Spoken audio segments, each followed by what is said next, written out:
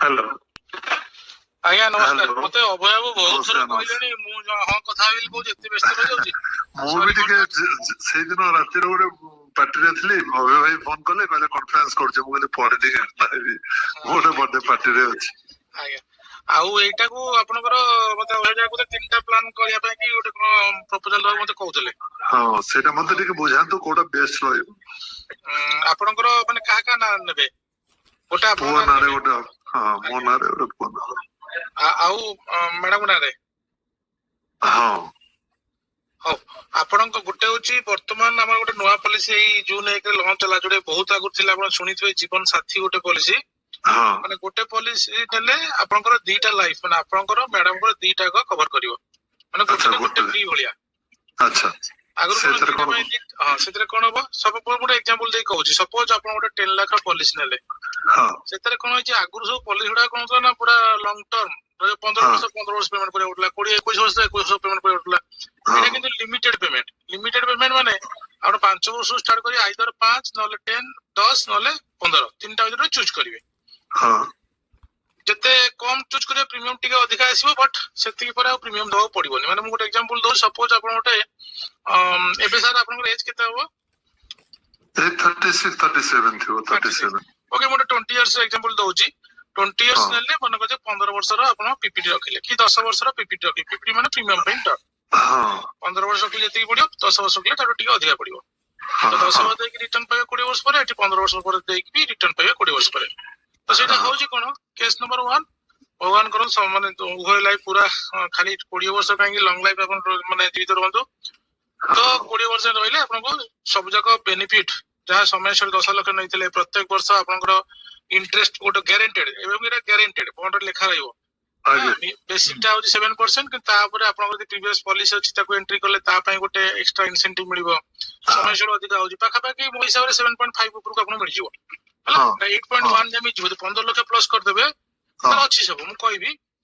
ତ ସେ ରିଟର୍ନ ଟା ପ୍ରତ୍ୟେକ ବର୍ଷ ମିଶି ଯାଉଥିବ, ଇଣ୍ଟରେଷ୍ଟ ଟା ପ୍ରତ୍ୟେକ ବର୍ଷ ମିଶି ଯାଉଥିବ, ବୁଝିପାରିଲେ ନା? ଏବଂ ସବୁଠୁ ଭଲ ଜିନିଷ ହେଲା, ଫର ଏକ୍ସାମ୍ପଲ ମୁଁ ଗୋଟେ କଥା କହୁଛି, ମନେକର ଯୋଉ ଆପଣଙ୍କର ଗୋଟେ 50,000 ଟଙ୍କା ହେଲା ପ୍ରିମିୟମ, ଓକେ। ତ ଯଦି ମୁଁ ଗୋଟେ ରଫଲି କହିବି, ଧର ଯୋଉ 7% କହିବି, 7.5 ଛାଡନ୍ତୁ 7% କହିବି, 7 ପଞ୍ଚା 35। ତ 3,500 ମିଶିଲା। ସେକେଣ୍ଡ ଇୟର କଣ ହବ, ଯୋଉ 50,000 ଥିଲା ଆଉ ଥରେ 50,000 ଦେବେ, କେତେ ହେଇଗଲା? ଲକ୍ଷେ। କାଲକୁଲେସନ ହବ ଟୋଟାଲ ଲକ୍ଷେ ଉପରେ, ପୁଣି ଆପଣଙ୍କ 7% କାଲକୁଲେସନ ହବ, ମାନେ 7,000 ହେଇଗଲା। ତାପରେ ବର୍ଷ କଣ ହବ, 1.5 ଲକ୍ଷ ଉପରେ ମାନେ ଯେତେ ପଇସା ଡିପୋଜିଟ ହେଇଗଲା ଟୋଟାଲ ପଇସା ଉପରେ ଡିପୋଜିଟ। ଆଉ ଗୋଟେ ଜିନିଷ ହଉଛି, ସପୋଜ ଆପଣ 15 ବର୍ଷ ନେଇଛନ୍ତି, 15 ବର୍ଷ ଯାଏଁ ଆଡ ହେଲା, 16 ବର୍ଷରୁ ଆପଣ ପ୍ରିମିୟମ ଦଉନାହାନ୍ତି, କିନ୍ତୁ ଷ୍ଟିଲ 16 ବର୍ଷରେ ବି ଇଣ୍ଟରେଷ୍ଟ ମିଳିବ, 17 ବର୍ଷରେ ବି ଇଣ୍ଟରେଷ୍ଟ ମିଳିବ। କାହିଁକି ନା ଏଇ 15 ବର୍ଷ ଭିତରେ 50,000 ଲେଖା, 15 ପଞ୍ଚା 75, 7 ଲକ୍ଷ 50,000 ଦେଇଛନ୍ତି, 7 ଲକ୍ଷ 50,000 ପ୍ରତ୍ୟେକ ବର୍ଷ 7% ଲେଖା ମିଶି ଚାଲୁଥିବ। ମୁଁ 7% ଗୋଟେ ନଉଛି, ଆପଣଙ୍କ ପାଖରେ 7.5 7.6 ଯାହା ରହିବ। ତେଣୁ ଏଇଟା ହେଲା ଗ୍ୟାରେଣ୍ଟେଡ ପାର୍ଟ, ପୁରା ଗ୍ୟାରେଣ୍ଟେଡ, ବଣ୍ଡରେ ବି ଲେଖା ରହିବ। ଆଉ ଲାଷ୍ଟକୁ ଆପଣ ରିଟର୍ନ ମିଳେ, କେତେ ରିଟର୍ନ ମିଳିଲେ ପ୍ରେଜେଣ୍ଟେସନ ଦେଇଦେଲେ ଜାଣିପାରିବେ। ତ ମେନ୍ ଫିଚରଟା ହେଲା କଣ କି, ଯୋଉ ଗୋଟେ ଫ୍ରି କଣ, ଭଗବାନ ନ କରନ୍ତୁ ଆମର ଦେଇ ଚାଲିଛନ୍ତି, ଜଣଙ୍କର ମିଶା ହେଇଗଲା, କାହା ଲାଇଫ ତ କାହାର ଅନସର୍ଟନ, ପିଲାମାନଙ୍କ ପାଇଁ କରିବା କଥା। ସେଇଠି କଣ ହବ, 10 ଲକ୍ଷ ନେଇଛନ୍ତି, 10 ଲକ୍ଷ ସାଙ୍ଗେ ସାଙ୍ଗେ ଦେଇ ଦିଆହବ ଅପର ଲାଇଫ କୁ। ନ୍ୟାଚୁରାଲ ଡେଥ କେସରେ ଆଉ ଆକ୍ସିଡେଣ୍ଟ କେସରେ 20 ଲକ୍ଷ ସାଙ୍ଗେ ସାଙ୍ଗେ ଦେଇ ଦିଆହବ। ତାପରେ କଣ ହବ, ଆର ଲାଇଫ ଟା ଅଛି ମାନେ ତାଙ୍କ ଇନ୍ସୁରାନ୍ସ ଚାଲିବ, ଆଉ ପ୍ରିମିୟମ କିଛି ଦେବାକୁ ପଡିବନି, ପ୍ରିମିୟମ ଛାଡ ହେଇଯିବ, କିଛି ପ୍ରିମିୟମ ଦେବାକୁ ପଡିବନି। ଏବଂ କଣ ହବ, ସିଏ ମନେକର ଯୋଉ କେସ୍ ନମ୍ବର 1, ସିଏ ଲାଷ୍ଟ ଯାଏଁ ଜୀବିତ ରହିଲେ, ତାହେଲେ କଣ ହବ, ଆପଣ ଜୀବିତ ପଇସା ଦେଇକିରି ଯେତିକି ପଇସା ପାଇଥାନ୍ତେ, ଏକ୍ସାକ୍ଟଲି ସେଇ ଆମାଉଣ୍ଟ ଲାଷ୍ଟକୁ ପାଇବେ। ତାପରେ କେସ୍ ନମ୍ବର 2 କଣ ନା, ଫାର୍ଷ୍ଟ ଲାଇଫ ପରେ ସେକେଣ୍ଡ ଲାଇଫ ଭଗବାନ ନ କରନ୍ତୁ ତାଙ୍କର ହିସାବ ହେଇଗଲା, କିନ୍ତୁ ଟର୍ମ ସରିନି। ତାହେଲେ କଣ ହବ, ପଲିସିଟି ସେଇଠି ବନ୍ଦ ହେଇଯିବ, ଏବଂ ସେଥିରେ କଣ ହବ, 10 ଲକ୍ଷ ଟଙ୍କା ନ୍ୟାଚୁରାଲ ଡେଥରେ, ଆକ୍ସିଡେଣ୍ଟାଲ 20 ଲକ୍ଷ ଟଙ୍କା, ଏବଂ ଯେତିକି ବର୍ଷ ଯୋଉ 7% ହିସାବ ଦେଖଉଥିଲି, ଯୋଉ ଷ୍ଟାର୍ଟିଂ ରୁ 13 ବର୍ଷ ପରେ, 14 ବର୍ଷ ପରେ, 15 ବର୍ଷ, ଯେତିକି ବର୍ଷ ପଲିସିଟା କଣ୍ଟିନ୍ୟୁ କରିଛି, ସେତିକି ବର୍ଷ ଇଣ୍ଟରେଷ୍ଟ ସହିତ ସବୁ ଜିନିଷ ନୋମିନିଙ୍କୁ ଦେଇ ଦିଆହବ। ଠିକ ଅଛି। ଆଉ ଗୋଟେ କେସ୍ ନମ୍ବର 3, ଏମିତି କେସ୍ ହଉଛି ଜେନେରାଲି ଆକ୍ସିଡେଣ୍ଟାଲି ସେମିତି ହୁଏ, कि कोविड फोविड टाइम रे बहुत फैमिली अपन देखते माने हमर स्टाफ भी सेमती बापा मां दी जन चलिले झियो गोटे तो काहे हो जल्दी ହେଲା ताले कोन हो से मासको केसे हजबंड ପାଇଁ ଲକ୍ଷ 10 ଲକ୍ଷ ୱାଇଫ ପାଇଁ 10 ଲକ୍ଷ ପ୍ଲସ ଯେତିକି ବର୍ଷ ପରେ ଏମିତି ହେଲା ତାର ଇଣ୍ଟରେଷ୍ଟ ଆକ୍ସିଡେଣ୍ଟାଲ କେସରେ କୋନ ହବ ହଜବंड ପାଇଁ 20 ଲକ୍ଷ ୱାଇଫ ପାଇଁ 20 ଲକ୍ଷ ପ୍ଲସ ଯେତେ ବର୍ଷରେ ଏମିତି ହେଲା ସେତିକି ବର୍ଷ ଇଣ୍ଟରେଷ୍ଟ ଆଉ ଏଠି ଗୋଟେ ଅପସନ ଅଛି ଆକ୍ସିଡେଣ୍ଟାଲ ପାଇଁ କି ଆପଣ ଚାହିଁଲେ ବି 3 ଗୁଣା ନେଇ ପାରିବେ ମାନେ 10 ଲକ୍ଷର ପଲିସି ଆପଣ ଚାହିଁଲେ 30 ଲକ୍ଷର ଆକ୍ସିଡେଣ୍ଟ ବେନିଫିଟ ନେଇ ପାରିବେ ତା ପାଇଁ ନୋମିନାଲ ଚାର୍ଜ ଟିକେ ଅଧିକା ପଡିବ ବେଶୀ ପଇସା ପଡିବନି ଅଧିକା ପଡିବ ସେଟା ଗୋଟେ ଅପସନ ଅଛି ତା ମାନେ କୋନ ମୁଁ କହୁଥିଲି ନ୍ୟାଚୁରାଲ 10 ଲକ୍ଷ ଆକ୍ସିଡେଣ୍ଟାଲ 20 ଲକ୍ଷ କହୁଥିଲି ସେଇ କେସରେ କୋନ ହବ ନ୍ୟାଚୁରାଲ 10 ଲକ୍ଷ କିନ୍ତୁ ଆକ୍ସିଡେଣ୍ଟାଲ 40 ଲକ୍ଷ ମିଳିଯିବ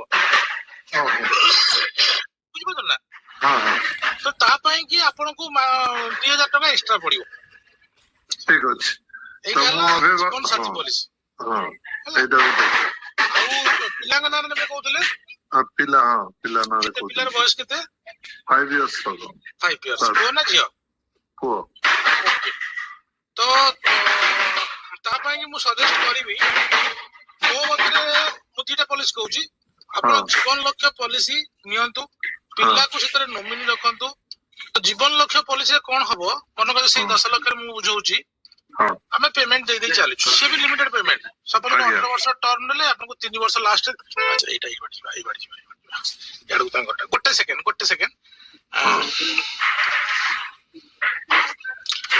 गोटे गाटा आगु पड़ला ना टिके मुगल नाही आज जेमतले कथा भी मु गाड़ी चलाई पचे कथा बहुत थर मसे माने 5 थर कोने कइसला रण ए हो ठीक আছে জনস সেটা आज्ञा हाँ सेतरे कोन हो जदि 18 वर्ष टर्म नेले हम 25 वर्ष नहीं परिबे कि जते वर्ष टर्म रहइबो तार 3 वर्ष लास्ट 3 वर्ष देबाउ पड़िबो अच्छा 18 वर्ष मिली ताले 15 वर्ष प्रीमियम पेमेंट करिए 21 वर्ष नेले 18 वर्ष करिए मैक्सिमम हो 25 वर्ष नेले 22 वर्ष पेमेंट करिए अच्छा मेन कथा हला तरे कोन माने देले ताले केस नंबर 1 हमें देलु लास्ट जीवित रहिलु हम टोटल अमाउंट मिल गेला सेम समय श्योर तार बोनस हिसाब थाए बोनस है कि टोटल मिल गेला फाइनल एडिशन में भी मिसी के मिल गेला तो सेथरे गोटे बड़ फीचर अछि कोन कि इन बिटवीन हमें पिला पई पॉलिश करजु काहे कि करजु ना पिलार फ्यूचर रे पाठ पढा पई पैसा दरकार तो पैसा केते बड आसीबो पैसा हमर गोटे सिस्टम रहिला से बैंक हो पोस्ट ऑफिस हो जोठ भी जहा करनु ना आपण गोटे प्रीमियम हमर एलआईसी प्रीमियम को सेठी डिपॉजिट रहयो को आउछ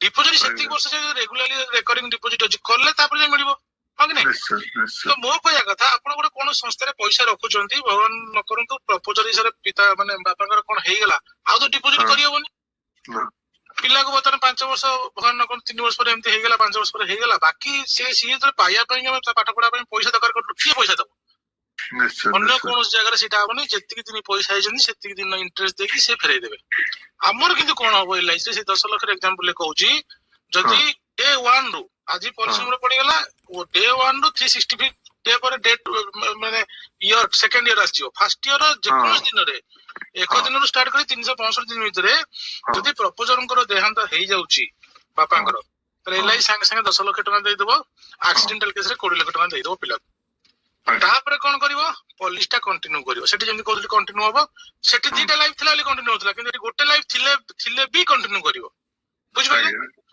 केना पिला उद्देश्य रे कराई छी पॉलिसी ता मनु मन कंटिन्यू कला हला हम पर्पस फुलफिल होला कि नहीं मु न थाई कि पैसा न देई कि मते 18 वर्ष जेती पैसा रे योजना करछि एटा मिलला कि नहीं मिलला अच्छा सेकंड कथा सेतलो मिलले कोन होबो गोटे बड़ अमाउंट र पैसा से पिलार कोठी इंजीनियरिंग पढला कि मेडिकल पढला जहां भी हैला दरकार बेले से काम किंतु वर्तमान बापा नाहांती एबे कोन पिला पाठ पढिबोनी पंचम षष्ठ सप्तम अष्टम दशम नै से पैसा दरकार आज काली पाठ पढा जो बलिया खर्च हां विभिन्न प्रकार जिंस से पैसा के देबो से पैसा भी एलआईसी देबो माने 10 लाख रो 10% अपन 25 लाख नेले तार भी 10% 20 लाख हो 10 लाख रो 10% लागते ना लक्ष्य प्रत्येक वर्ष एलआईसी लक्ष लक्ष लक्ष लक्ष लक्ष लक्ष पूरा अकाउंट राशि पहुंचो मासको न प्रत्येक वर्ष हां बढ़िया क्वेश्चन देखले एटा टोटल 18 वर्ष ना एक्चुअली पूरा 18 वर्ष जाय किंतु हमर कथा हुए कोन ना हमें 19 वर्ष जाय देलु 18 वर्ष ला 2 लाख टका अलग मैच्योरिटी अमाउंट अलग आसी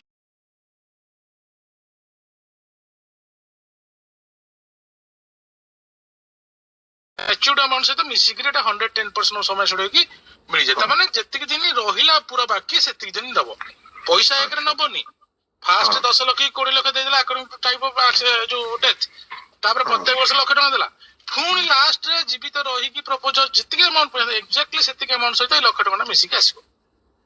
ତ ଏଇଟା ହଉଛି ପିଲାଙ୍କ ପାଇଁ ଦି ବେଷ୍ଟ ପ୍ଲାନ୍। ଏଇଟା କି ପ୍ଲାନ୍ ଅଛି?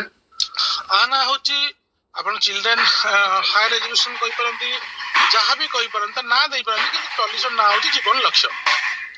The best plan. କାହିଁକିନା ସେଇଟା ବି ବଢିଆ, କାହିଁକିନା ସବୁ ଦୃଷ୍ଟିରୁ ଦେଖିବାକୁ ପଡିବ। ମାନେ ସ୍ପାଉସ ପାଇଁ କି ଗୋଟେ ଫ୍ରି ରହିଲା, କାହିଁକିନା ଆପଣ ଯଦି 3ଟା ପ୍ଲାନ୍ ନେବାର ଅଛି ତେଣୁ ଏ 2ଟାକୁ ଚୁଜ୍ କରନ୍ତୁ। ଆଉ ଗୋଟେ ପ୍ଲାନ୍ କଣ, ଏଇ ପ୍ଲାନ୍ ଉପରେ ଆପଣ କଣ କୋଶ୍ଚିନ୍ ଅଛି ମତେ ପଚାରି ପାରନ୍ତି। ପଚାରିବି ମୁଁ ଶୁଣିବା ପାଇଁ ଚାହୁଁଛି, ଆପଣ କୁହନ୍ତୁ ତାପରେ ମୁଁ ପଚାରିବି। ଆଚ୍ଛା, ଏଥିରେ ଅନ୍ୟ କଣ ସବୁ ସୁବିଧା ମୁଁ କହିଦଉଛି।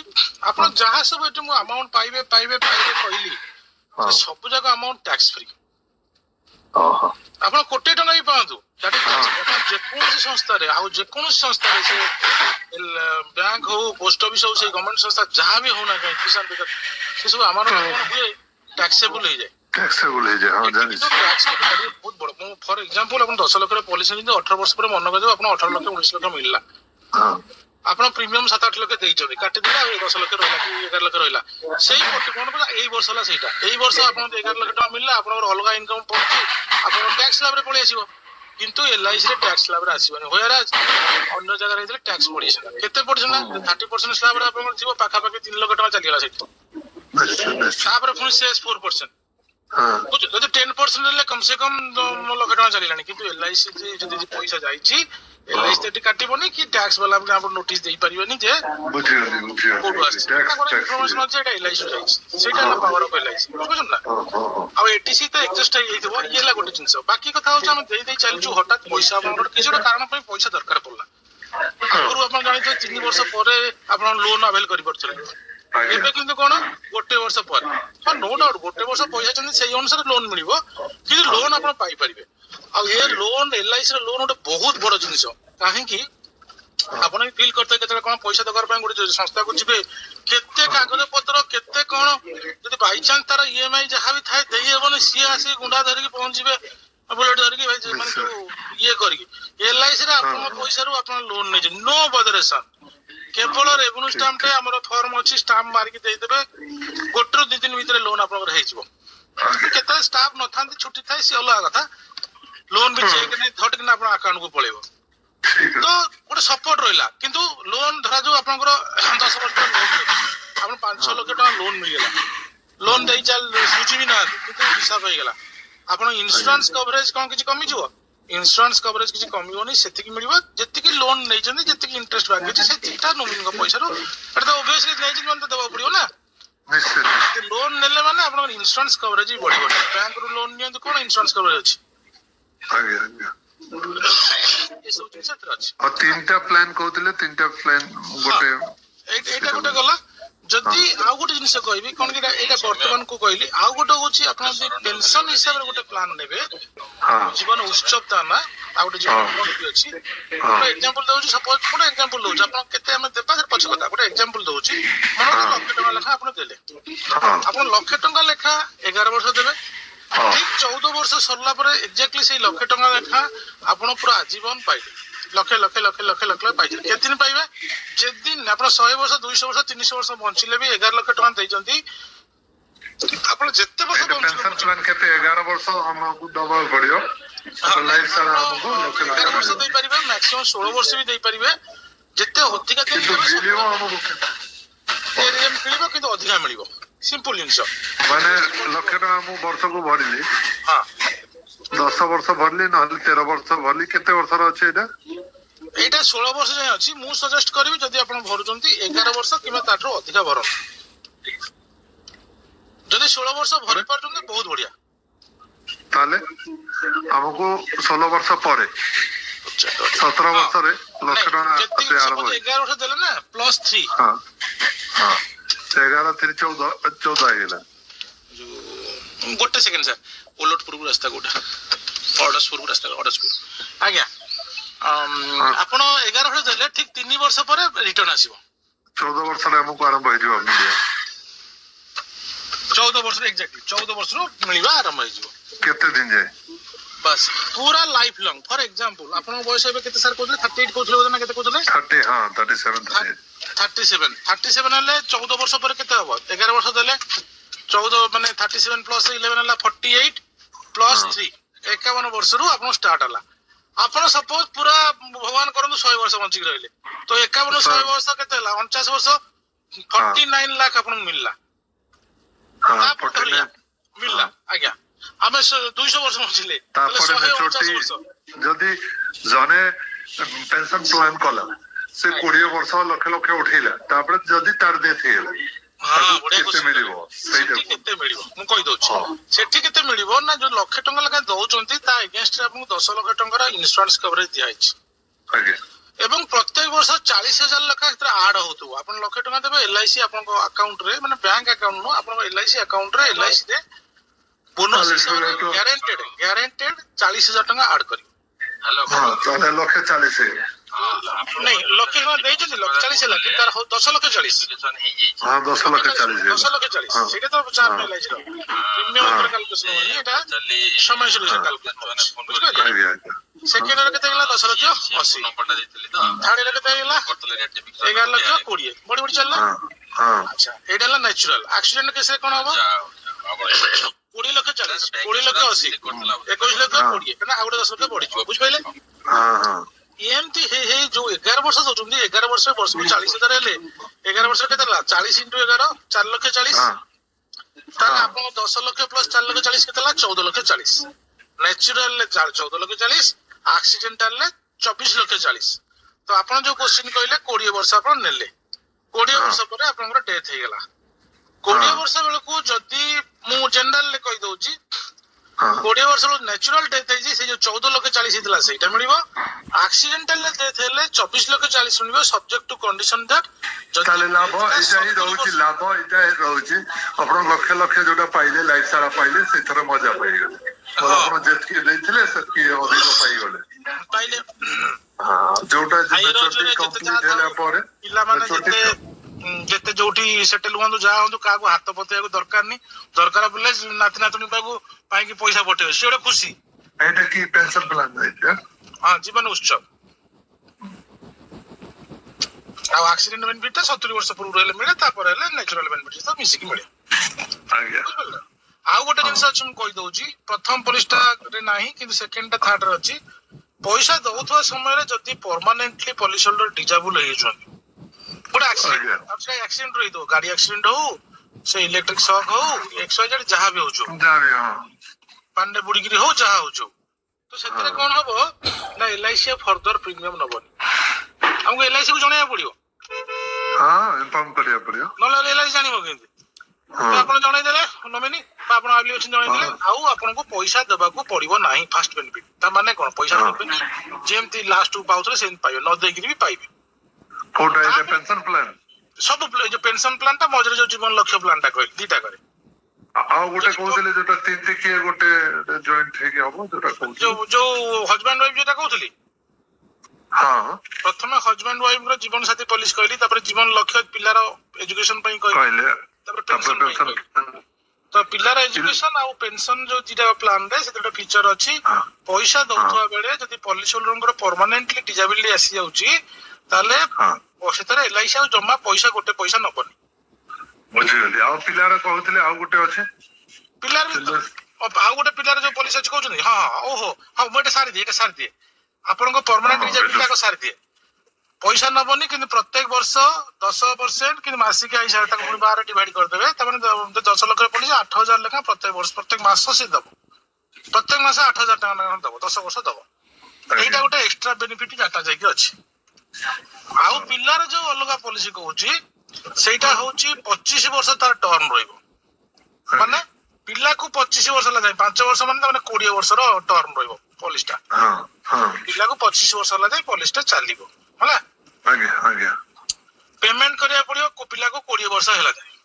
माने 15 वर्ष पेमेंट करिया 15 वर्ष पेमेंट करिया अछि 5 वर्ष छाड़िया अछि एवं सेठी ऑप्शन अछि जोटा को आपन को एबे चूज करिया पड़ियो जे प्रत्येक वर्ष 15 वर्ष पेमेंट कला पर तार ऑप्शन अछि 5% 10% 15% आपन चूज करिवे যেতে ଅଧିକା ପରସେଣ୍ଟ ଚୁଜ୍ କରିବେ ପ୍ରିମିୟମ ଟା ସେତେ ଅଧିକା ପଡିବ। ସପୋଜ ଆପଣ ଆଉ ଯଦି ଚୁଜ୍ କରିବେ ବଡ ପରସେଣ୍ଟ ଚୁଜ୍ କରିବେ, କାହିଁକି ପଇସା ଟିକେ ଅଧିକା ପଡୁ ପଛେ ସେ ପଇସା ଆସିଲେ କିଛି ଗୋଟେ କାମରେ ଲାଗିବ। ଫର ଏକ୍ସାମ୍ପଲ ଆପଣ 10 ଲକ୍ଷ ପଲିସି 5% ପାଇବେ ତ 50,000 ପାଇଲେ, ସେଠି ଯଦି 15% ପାଇଲେ ଆପଣଙ୍କର 1.5 ଲକ୍ଷ ଟଙ୍କା ପାଇଲେଣି। ଗୋଟେ ପିଲାର ପାଠ ପଢିବାକୁ ଆଜି 15 ବର୍ଷ ପଡିଲେ ସେଇଟା କାମରେ ଲାଗିବ ନା। ଗୋଟେ ପ୍ରିମିୟମ ଅଧିକା ପଡୁ କଣ ଅସୁବିଧା ହେଲା? ତ ମୁଁ 15% ନେଇକି କହୁଛି 15 ବର୍ଷ ପେମେଣ୍ଟ କରିଦେଲେ 15, 16, 17, 18, 19 ବର୍ଷରେ କଣ ହବ ନା 5ଟା ବର୍ଷ ହେଲା, 5 ବର୍ଷରେ 15% ନା 75% ଆପଣ ପାଇଗଲେ, 7,50,000 ପାଇଗଲେ। 15 ବର୍ଷ ପରେ ନାଇଁ, ହଁ 15 ବର୍ଷ ପରେ ପେମେଣ୍ଟ ଯେତେବେଳେ ସରିବ, ବର୍ଷ ସରିଲା ପରେ ଆପଣଙ୍କୁ ପାଇବା ଷ୍ଟାର୍ଟ ମାନେ ଆମର ଡିପୋଜିଟ ଯୋଉଟା ସରିବ ପ୍ରିମିୟମ, ତାପରେ ବର୍ଷେ ପରେ ଆମକୁ 15% ମିଳିଯିବ। ହଁ 15%, ତା ପର ବର୍ଷ 15%, ତା ପର ବର୍ଷ 15%, ଏମିତି 5 ଥର ମିଳିବ। ହଁ ସେଟା 5 years ରେ ମିଳିବ, 5 ବର୍ଷରେ ମିଳିବ। ସାର୍ ଟିକେ ଅଡସପୁର ଏଇଟା ବାଟ ତ ସିଧା ନାଇଁ କି? ଏଇଟା ଜୟଦେବ ପୀଠ। ହଁ ଆମେ ରାସ୍ତାରେ ଯାଉ ତ, ରାସ୍ତା ପଚାରି ଯାଉଛୁ। ଆମ ଡିଏମ୍ ସାର୍ ଅଛନ୍ତି, ମୁଁ ଅଛି। ହଉ ମିଳିଗଲା। ତାହେଲେ ଆପଣ 15% ଲେଖା 5 ବର୍ଷରେ କେତେ ପାଇଗଲେ? 75%। 100% ରୁ 75 ଗଲା ମାନେ ଆଉ 25% ରହିଲା। ଠିକ ପିଲାକୁ ଯେତେବେଳେ 25 ବର୍ଷ ହବ, ମାନେ 20 ବର୍ଷରେ ସରିଗଲା ଟର୍ନ, ସେଇ 25% ଆଉ ଷ୍ଟାର୍ଟିଂ ରୁ ପ୍ରତ୍ୟେକ ବର୍ଷ ଆପଣଙ୍କ ବୋନସ ଆଡ ହେଇ ଚାଲିଥିବ। ସେଟା ପ୍ରତ୍ୟେକ ବର୍ଷ ଡିକ୍ଲେୟାର ହେଲା ପରେ ଆଡ ହଉଥିବ। ତଥାପି ପାଖାପାଖି ମତେ ଲାଗୁଛି ଆପଣଙ୍କର 10 ଲକ୍ଷ ପଲିସି ମାନେ ପାଖାପାଖି 46,000 ଖଣ୍ଡେ 47,000 ଖଣ୍ଡେ ଆଡ ହଉଥିବ ଆକାଉଣ୍ଟରେ, ବା 42-43,000 ପାଖାପାଖି ଆଡ ହଉଥିବ ହେଲା। ସେଇଟା ଆଡ ହେଇ ତାମାନେ ଇଣ୍ଟରେଷ୍ଟ ବି ବଢି ବଢି ଚାଲିଲା। 10 ଲକ୍ଷର ଭ୍ୟାଲୁ ପ୍ରତ୍ୟେକ ବର୍ଷ 42-43,000 କି 44,000 ବଢି ବଢି ଚାଲୁଛି। ପୁଣି ଲାଷ୍ଟ ଗୋଟେ ଫାଇନାଲ ଆଡିସନାଲ ବୋନସ ଅଛି, ସେ ହିସାବ ଅଛି। ଏମିତି ହେଇକି ଲାଷ୍ଟକୁ ସେ ପାର୍ଟଟା ମିଳିଯିବ, ସରିଲା। ଏଇଟା ହେଲା ସେଭିଂ ସାଇଡ କଣ କଣ ମିଳିଲେ। କିନ୍ତୁ ଇନ୍ସୁରାନ୍ସ ପଏଣ୍ଟରେ କଣ ଅଛି ନା, ଏଠି ଯଦି ପ୍ରପୋଜରଙ୍କର ମିସାପ ହେଇଯାଉଛି, ସେଠି ଯଦି ମିସାପ ହେଇଯାଉଥିଲା, ମୁଁ କହୁଥିଲି ସାଙ୍ଗେ ସାଙ୍ଗେ ଗୋଟେ ସମୟସର ମିଳୁଥିଲା ବା ଆକ୍ସିଡେଣ୍ଟ ଡବଲ ସମୟସର ମିଳୁଥିଲା, ଏଠି କିନ୍ତୁ ସାଙ୍ଗେ ସାଙ୍ଗେ କିଛି ମିଳିବନି। ତାପରେ କଣ ହବ? ପଲିସିଟା ଚାଲିବ କେମିତି? ପଇସା ଦବାକୁ ପଡିବ କି? ନା, ଏଠି ପଇସା ଦବାକୁ ପଡିବନି। ସେଠି ବି ପଇସା ଦବାକୁ ପଡୁନଥିଲା, ପ୍ରିମିୟମ ଛଡା ଯାଉଥିଲା, ଏଠି ବି ପଇସା ଦବାକୁ ପଡିବନି। ଭଲ କଥା। ଲାଷ୍ଟକୁ ଯାହା ମିଳୁଥିଲା ସେୟା ମିଳିବ କି? ହଁ, ସେଇ 15% ଲେଖା 5 ଥର, 25% ଲାଷ୍ଟକୁ ସମୟ ବୋନସ ଫୋନସ ସେ ସବୁ ମିଳିବ, ସେଇଟା ବି ମିଳିବ। ମାନେ ପ୍ରିମିୟମ ଛାଡ ହେଇଗଲା ମାନେ ଯାହା ବେନିଫିଟ ଥିଲା, ଓରିଜିନାଲ ବେନିଫିଟ ଯେମିତି ମିଳିବା କଥା ସେମିତି ମିଳିବ। କିନ୍ତୁ ପ୍ରତ୍ୟେକ ବର୍ଷ ଯୋଉ 10% ଲେଖା ମିଳୁଥିଲା ଜୀବନ ଲଗରେ, ସେଇଟା ମିଳିବ କି? ସେଇଟା ବି ମିଳିବ। ସାଙ୍ଗେ ସାଙ୍ଗେ ମିଳିବନି କି ପ୍ରତ୍ୟେକ ବର୍ଷ 10% ଲେଖା ମିଳିବନି। ତେଣୁକରି ମୋର ସବୁ ଏଜେଣ୍ଟ ଫ୍ରେଣ୍ଡ ମାନଙ୍କୁ କୁହେ, କଷ୍ଟମରକୁ ପୁରା ଦିଟାକ ବୁଝେଇବେ, ତାଙ୍କୁ କହିବେ ବୁଝିଗଲି। ଆମକୁ ଯୋଉଟା ଆଗୁଆ ଯୋଉଟା ପ୍ଲାନ ଦେଇଥିଲେ ଚିଲଡ୍ରେନ୍ସ ପ୍ଲାନ, ୟା ପୂର୍ବରୁ ସେଇଟା ମତେ ବେଷ୍ଟ ଲାଗିଲା। ନାଇଁ, ସେଇଟା ସବୁବେଳେ ମୁଁ ସମସ୍ତଙ୍କୁ କହେ, କାହିଁକି ନା ଡିଫରେନ୍ସ ଟା ମୁଁ କହିଦଉଛି। ସେଇଟା ହଉଛି ପ୍ରପୋଜରଙ୍କ ଲାଇଫ ଉପରେ, ପିଲାର ଲାଇଫ ରେ ସେଥିରେ ପିଲାର ଇନ୍ସୁରାନ୍ସ କିଛି ରହିବନି। ସେକେଣ୍ଡ ଟା ହଉଛି ପ୍ରପୋଜର କେବଳ ପ୍ରିମିୟମ ଛାଡ ହବ ସିନା ଡେଥ୍ କେସରେ, କିନ୍ତୁ ପିଲାର ଇନ୍ସୁରାନ୍ସ କଭରେଜ ରହିବ। ପ୍ରଥମ ପଲିସିରେ ପିଲାର ଇନ୍ସୁରାନ୍ସ ରହିବନି, ସେଇଟାରେ ପ୍ରଥମଟାରେ ପିଲାର ଇନ୍ସୁରାନ୍ସ କଭରେଜ କିଛି ନାହିଁ। ସେକେଣ୍ଡ ପଲିସିରେ ପିଲାର ଇନ୍ସୁରାନ୍ସ କଭରେଜ ଅଛି। ଏଇ ହେଲା ଜିନିଷ। କିନ୍ତୁ ଜେନେରାଲି ପିଲାର ଇନ୍ସୁରାନ୍ସ କଭରେଜ ପାଇଁ କି ତ ଆମେ ଏତେ ଓଡି ନଥାଉ ନା। ଆମେ ଦେଖୁ ଆମର କିଛି ଭଲ ମନ୍ଦ ହେଲା, ପିଲା କିନ୍ତୁ ପଇସା ପାଉ। ତାପରେ କଷ୍ଟମର ବି ଯାହା ଚୁଜ କରନ୍ତି ଆଉ କଣ। ଠିକ ଅଛି। ଏଇଟା ଗୋଟେ, ଏଇଟା ଯୋଉଟା କହିନଥିଲେ ଆପଣ ଦିଟିକିଆ ଯୋଉଟା କହିଲେ, ଗୋଟେ ପ୍ଲାନ ରେ ଦି ଜଣଙ୍କର ହବ, ସେଟା ପ୍ଲାନ କଣ ଥିଲା? ଜୀବନ ସାଥୀ। ସେଟା ବହୁତ ବଢିଆ ପ୍ଲାନ। ଠିକ ଅଛି, ମୁଁ ଏଇଟା ଅଭୟ ବାବୁ ସାଙ୍ଗରେ କଥା ହେବି। ଡିଟେଲ୍ସ ଟିକେ ମୁଁ କଥା ହେଲା ପରେ ଆପଣଙ୍କୁ କନଫର୍ମ କରୁଛି। ଆଜ୍ଞା।